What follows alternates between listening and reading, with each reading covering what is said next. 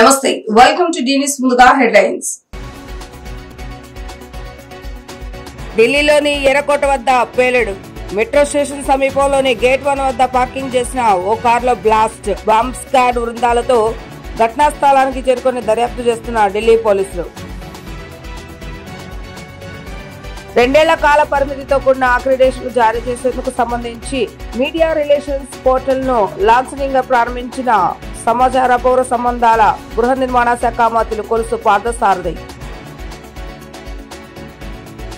గన్నవరం అంతర్జాతీయ విమానాశ్రయానికి చేరుకున్న మాజీ ముఖ్యమంత్రి వైఎస్ జగన్మోహన్ రెడ్డి, ఎమ్మెల్సీ బండితో కారును కుమార్తె సహా వైసీపీ నాయకులు అభిమానులు ఘన స్వాగతం పలికారు. సీఎం అంటూ విమానాశ్రయాన్ని హోరెత్తించారు. ఢిల్లీలోని ఎర్రకోట వద్ద పేలుడు సంభవించింది. మెట్రో స్టేషన్ సమీపంలోని గేట్ 1 వద్ద పార్కింగ్ చేసిన ఓ కారులో బ్లాస్ట్ జరిగింది. పేలుడు దాటికి 5 కార్లు పూర్తిగా ధ్వంసమయ్యాయి. సమీపంలోని దుకాణాల తలుపులు, కిటికీలు ఎగిరిపడ్డాయి. 3కి గాయాలైనట్లుగా సమాచారం. ఢిల్లీ పోలీసులు బాంబ్ స్క్వాడ్ బృందాలతో ఘటనా స్థలానికి చేరుకుని దర్యాప్తు చేస్తున్నారు.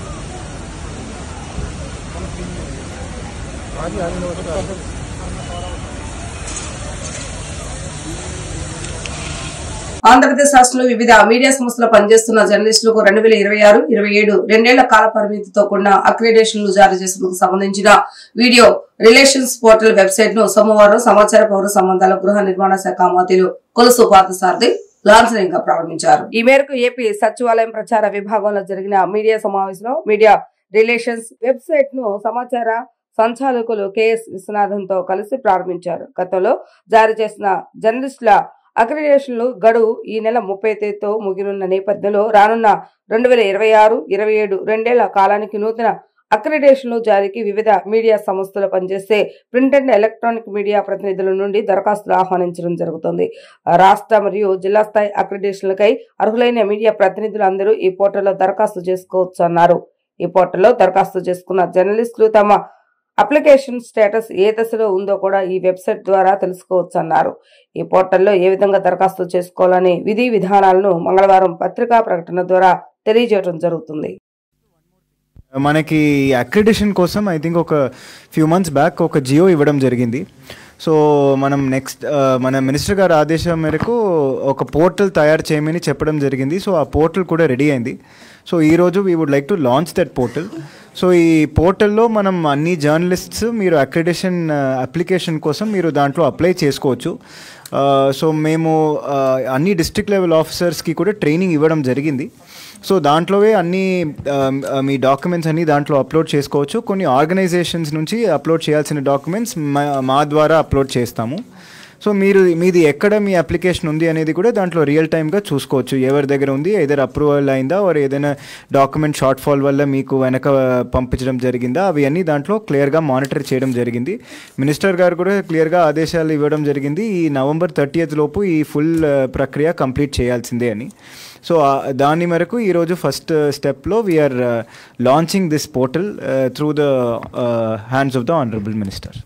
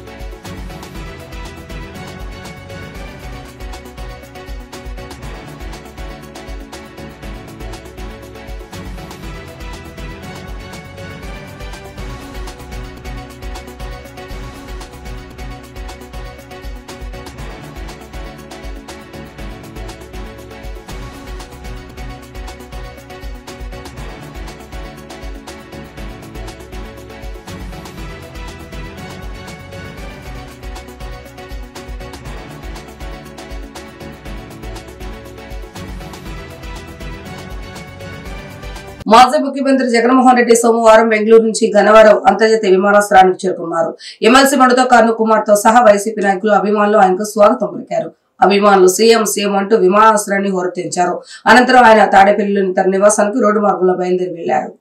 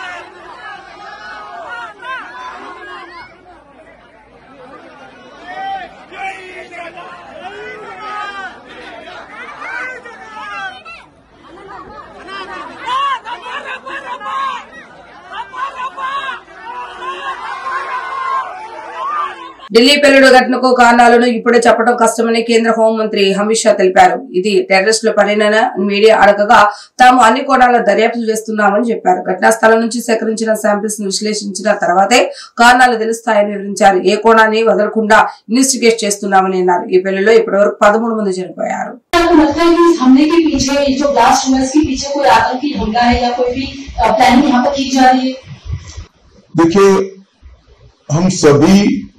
एंगल्स को ओपन रखकर सभी दृष्टि से जांच कर रहे हैं. घटना किस कारण से हुई ये अभी कहना बहुत मुश्किल है. जब तक विस्फोट के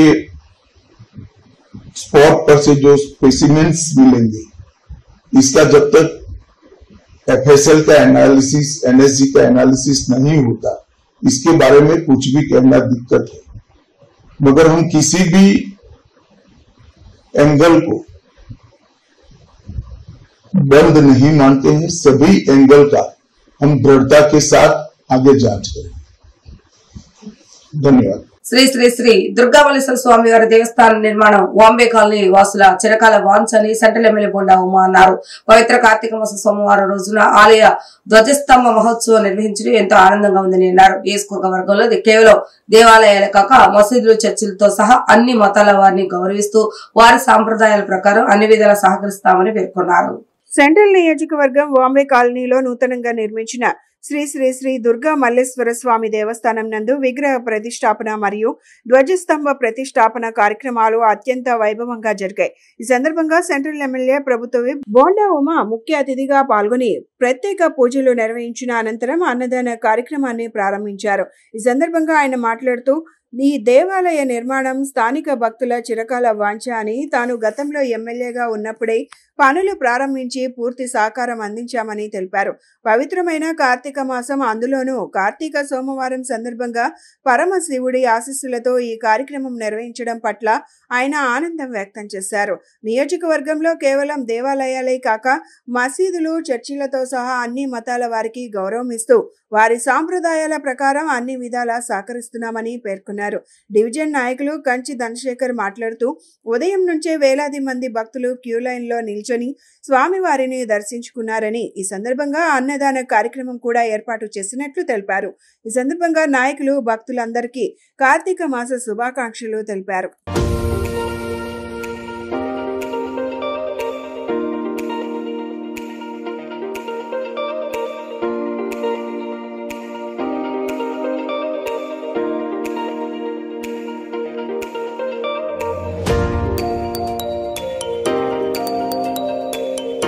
వాంబే కాలనీలో స్థానికుల చిరకాల వాంఛ ఇక్కడ దేవాలయం నిర్మించాలని.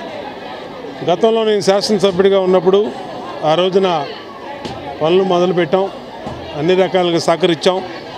ఇవాళ కార్తీక మాసంలో ఆ పరమశివుని ఆశీస్సులతో ఇవాళ ధ్వజస్తంభాన్ని ఇక్కడ ప్రారంభించుకోవడం జరిగింది. ఈ గుడి పనులు వేగంగా జరుగుతున్నాయి. దీనికి అన్ని రకాలుగా కూడా సహకరించాం. ఇవాళ నియోజకవర్గంలో మసీదులు కానీ, చర్చిలు కానీ, దేవాలయాలు కానీ అన్ని మతాలకి కూడా గౌరవిస్తూ వాళ్ళ మత సాంప్రదాయాల ప్రకారం అన్ని రకాల గౌరవించి వాళ్ళకి సహకరిస్తూ ఉన్నాం. అన్ని మతాలు కూడా చర్చిలు, మసీదులు, దేవాలయాలు నిరంతరం కూడా జరుగుతూ ఉన్నాయి. కాబట్టి ఆ దేవుని ఆశీస్సులతో ఈ నియోజకవర్గం బాగుండాలి, రాష్ట్రం బాగుండాలి, రాష్ట్రంలో ప్రజలందరూ కూడా బాగుండాలని కోరుకుంటూ ప్రజలందరికీ కూడా కార్తీక మాసం ఈరోజు వాంబే కాలనీలో ఎప్పటి నుంచో శివాలయం నిర్మించాలని చెప్పేసి ఇక్కడున్న భక్తులు కానివ్వండి, స్థానికులు కానించి మా ఎమ్మెల్యే గారి చొరవతో ఆయన సహకారంతో ఈరోజు వాంబే కాలనీలో శివాలయం నిర్మాణానికి ఈరోజు పూనుకుంది. ఇదే విధంగా చూసుకుంటే ఈరోజు విగ్రహ ప్రతిష్ట, అదేవిధంగా ధ్వజస్తంభ ప్రతిష్ట కూడా ఈరోజు పెడతాం చాలా విశేషం. కార్తీక మాసంలో దానికి తోడి సోమవారం పూట ఈ కార్యక్రమాన్ని ఈ రకంగా చేయడం చాలా సంతోషకరంగా ఉంది. ఇదే విధంగా చూసుకుంటే భక్తులందరూ కూడా ఉదయం నుంచి ఇప్పటివరకు కూడా క్యూ లైన్లో నించొని వేలాదిగా వచ్చి దర్శనం చేసుకుంటున్నారు. ఇదే విధంగా అన్నదాన కార్యక్రమం కూడా ఏర్పాటు చేయడం అయింది. ఆలయ కమిటీ వారికి, అలాగే ఇక్కడ ఉన్న స్థానికులకి, అలాగే భక్తులందరికీ కూడా కార్తీక మాస శుభాకాంక్షలు తెలియజేస్తూ సెలవు తీసుకున్నాం. విజయవాడ రూరల్ రామవరపాడు గ్రామంలో వేంచేసి ఉన్న శ్రీ వెంకమ్మ పేరంటాల దేవస్థానం నూతన చైర్మన్ పాలక మండలి ప్రమాణ స్వీకారోత్సవం ఘనంగా జరిగింది. ఈ కార్యక్రమంలో గన్నవరం శాసనసభ్యులు యార్లగడ్డ వెంకట్రావు, గుడి నూతన చైర్మన్ పట్టపు వెంకటేశ్వరరావుతో పాటు పలు పాలక మండలి సభ్యులు, బీజేపీ, జనసేన, టీడీపీ నాయకులు పాల్గొన్నారు. రావర్పాడు గ్రామంలో వేంచేసి ఉన్న శ్రీ వెంకమ్మ పేరంటాల దేవస్థానం నూతనంగా ఎన్నుకోబడిన చైర్మన్ పాలక మండలి సభ్యుల్ని ప్రమాణ స్వీకారం చేయించారు శాసనసభ్యులు యార్లగడ్డ వెంకట్రావు. ఈ సందర్భంగా ఆయన మాట్లాడుతూ నూతనంగా ఎన్నుకోబడిన ప్రతి ఒక్కరూ గుడిని అభివృద్ధి పథంలో నిలపాలని ఆయన ఆకాంక్షించారు. గుడిలోకి భక్తులు చెప్పులు వేసుకురావటం బాధాకరమని, చెప్పులు వేసుకోవటం నివారించాలని ఆయన సూచించారు. అలాగే గుడిలో సిమెంట్ పనులు కొన్ని ఉన్నాయని అవన్నీ పూర్తి చేసి గుడిని అభివృద్ధి చేయాలని ఆయన కోరారు.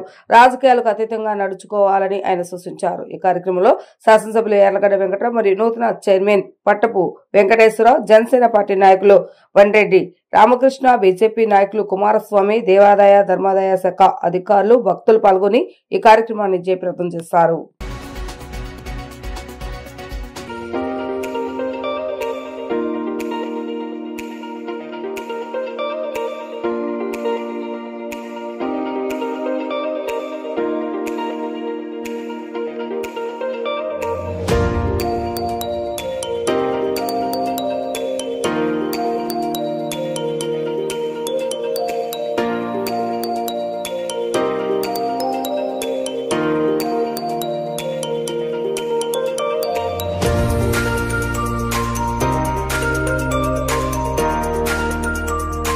అమ్మవారి టెంపుల్ కమిటీ ప్రమాణ స్వీకార కార్యక్రమం జరిగింది.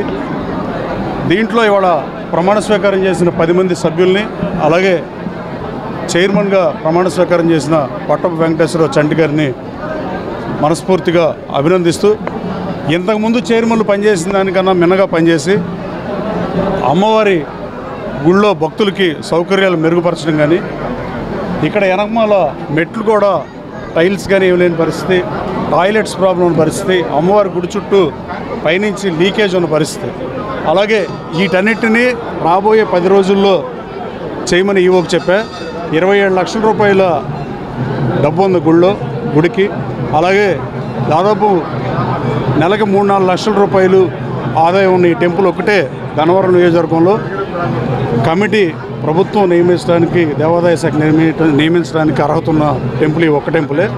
ఇదే గ్రామంలో 82 నుంచి పార్టీకి నిబద్ధతతో పనిచేసిన పట్టపు చంటి గారికి ఈ పదవిని కట్టబెట్టాం. అలాగే బీజేపీకి, జనసేనలకు మెంబర్స్ ఇచ్చి రాబోయే కాలంలో జనసేన, బీజేపీ వాళ్ళకు కూడా చైర్మన్లు కానీ వేరే విషయాల్లో కూడా డెఫినెట్గా వాళ్ళు నా ఎన్నికల్లో నేను ఎలా పనిచేశానో వాళ్ళు కూడా నాకు అలాగే పనిచేశారు.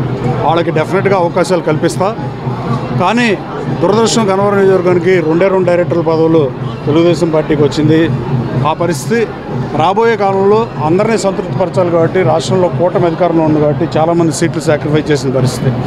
నేను తెలుగుదేశం పార్టీ సీనియర్ నాయకుడని నన్ను నమ్మి మా శాసనసభ్యులు వేసి యార్లగడ్డ వెంకటరావు గారు నాకు ఈ పదవి నాకు ఇచ్చినందుకు ఆయనకి ఎటువంటి చెడ్డ పేరు రాకోకుండా నేను ఆయన్ని ఇంకా పై స్థాయిలోకి తీసుకెళ్ళి నేను ఇంకా ఆయనకి గొప్పగా పేరు తెస్తానని, నాకు ఈ పదవి ఇచ్చినందుకు యార్లగడ్డ వెంకటరావు గారికి నేను ఎప్పుడు రుణపడి ఉంటానని, ఆయన సేవకు ఎప్పుడు చేస్తానని, అమ్మవారి సేవలో నేను పూర్తిగా పాల్గొని ఈ డెవలప్మెంట్ అనేది పెంచి మా శాసనసభ్యుల వారికి గిఫ్ట్గా ఇస్తానని మనస్ఫూర్తిగా చెబుతూ మీ అందరికి నమస్కారం చేస్తున్నాను. కోడూరు నియోజకవర్గానికి చెందిన సుధా మాధవి ఈ రోజు విజయవాడ ప్రెస్ క్లబ్ లో విలేకరుల సమావేశం నిర్వహించారు. తమను వేమల సతీష్ అనే వ్యక్తి నమ్మించి మోసం చేశారంటూ ఆమె ఆరోపించారు. నామినేటెడ్ పదవులు ఇప్పిస్తామని చెప్పి తన నుంచి సుమారు 7 కోట్ల రూపాయలు తీసుకున్నట్లు సుధా మాధురి తెలిపారు. ఈ వ్యవహారంలో తనకు తీవ్ర అన్యాయం జరిగిందని ముఖ్యమంత్రి చంద్రబాబు నాయుడు, ఉప ముఖ్యమంత్రి పవన్ కళ్యాణ్, మంత్రి నారా లోకేష్ లు జోక్యం చేసుకుని తనకు న్యాయం చేయాలని ఆమె కోరారు. గతంలో తాను జై భీమ్ పార్టీ తరపున నామినేషన్ వేసినప్పటికీ తరువాత తెలుగుదేశం పార్టీకి అన్యాయం చేయకూడదన్న ఉద్దేశంతో దానిని ఉపసంహరించుకున్నట్లు ఆమె వివరించారు. తాను టీడీపీ కార్యకర్తగా ఎంతో సేవ చేసినప్పటికీ పార్టీ తనను గుర్తించడం లేదని ఆవేదన వ్యక్తం చేశారు. వీడియో ద్వారా ముఖ్యమంత్రి చంద్రబాబు నాయుడు సార్ గారికి, లోకేష్ సార్ గారికి, పవన్ కళ్యాణ్ సార్ గారికి, వీళ్ళందరికీ నా నమస్కారం. నా బాధ నేను మీకు తెలియజేయాలని చెప్తున్నాను సార్. దయచేసి నా బాధ అర్థం చేసుకొని తీర్చే ప్రయత్నం చేయండి సార్ దయచేసి. సార్ నాది కోడూరు నియోజకవర్గము, నా పేరు సుధా మాధవి సార్. నేను కోడూరులో ఎమ్మెల్యే టికెట్ కోసం చాలా కష్టపడ్డాను సార్. దానికి ప్రూఫ్లు సార్.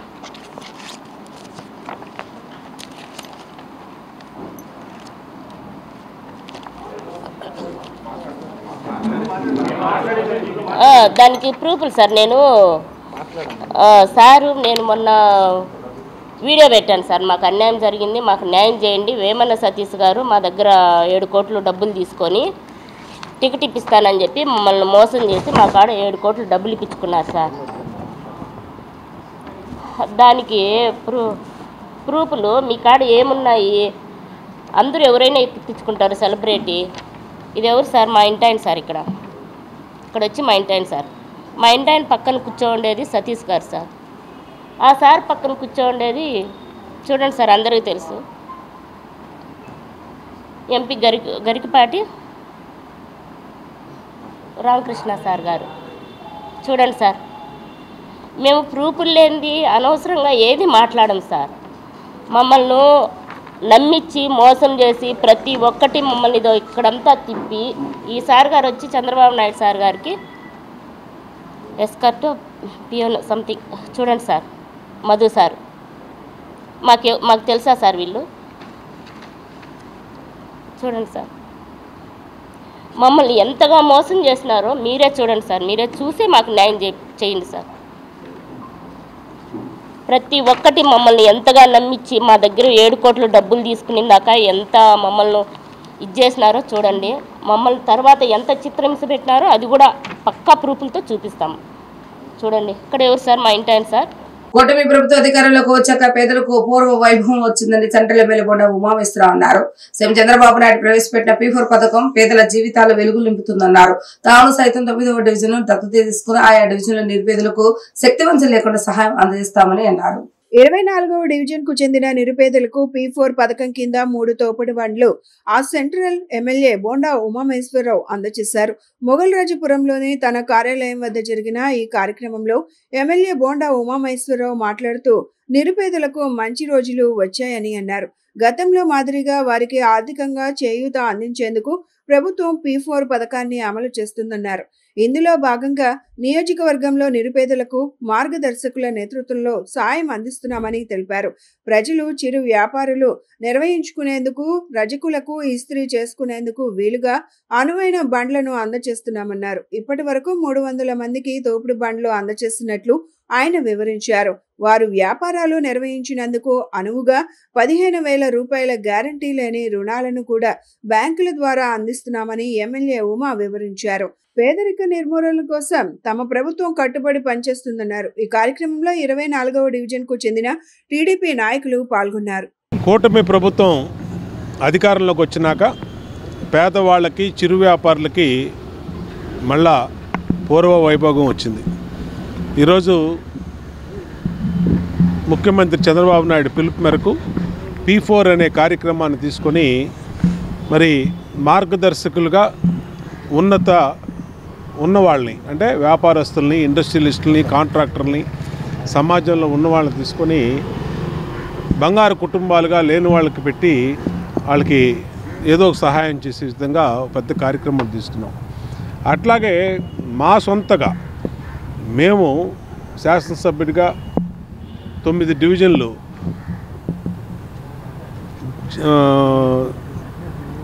తీసుకున్నాం. 9 డివిజన్లోని పేదవాళ్ళందరికీ కూడా ఏ అవసరం ఉన్నా, ఏ కార్యక్రమం ఉన్నా, పెళ్ళి అయినా, లేదంటే చావైనా, లేదంటే చదువులకైనా తోచినంత సహాయం చేస్తూ ఉన్నాం.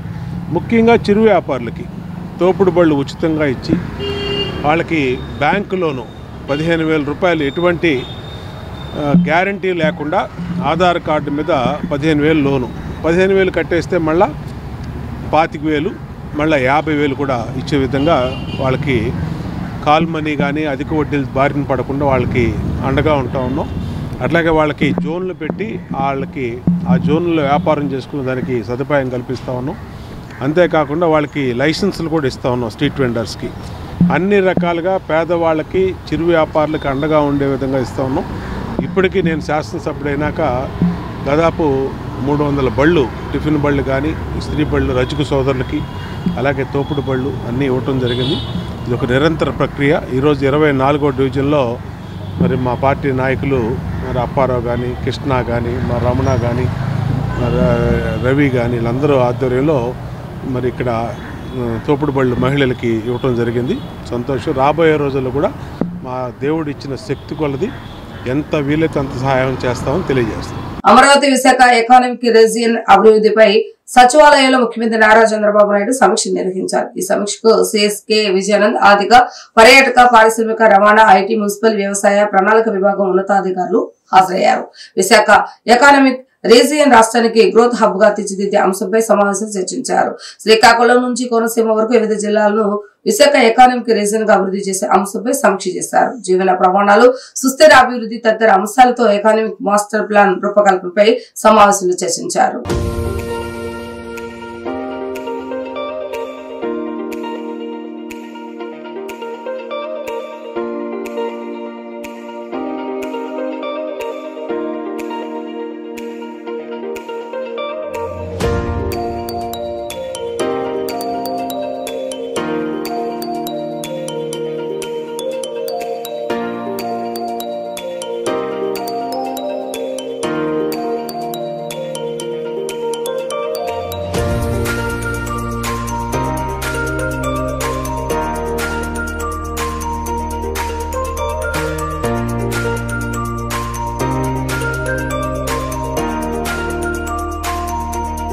వార్తలు ముగించే ముందు హెడ్లైన్స్ మరొకసారి.